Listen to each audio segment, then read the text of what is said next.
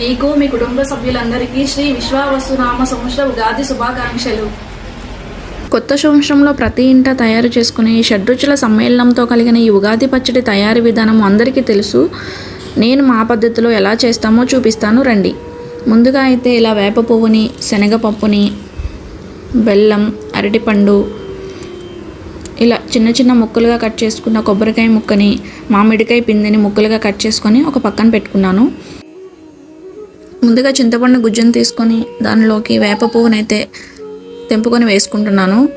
వేసుకున్న తర్వాత నేను ముందుగా తయారు చేసుకున్న ఈ బెల్లము అవన్నీ ఒకదాని తర్వాత ఒకటి యాడ్ చేసుకుంటూ మనం ఉగాది పచ్చడిని అయితే తయారు చేసుకుంటాము. తీపికి బెల్లాన్ని,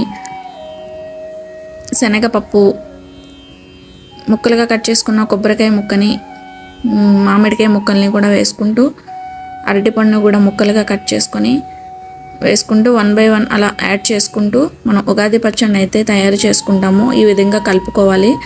అరటిపండు కూడా ముక్కలు కట్ చేసి అందులో యాడ్ చేసుకొని కలుపుకుంటూ ఈ కన్సిస్టెన్సీలో అయితే మేము చేసుకుంటాము.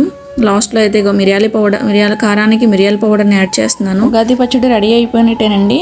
దేవుడికి మనం ఇది ప్రసాదంగా నివేదించి మనం ప్రసాదం తీసుకోవడమే. Thank you for watching.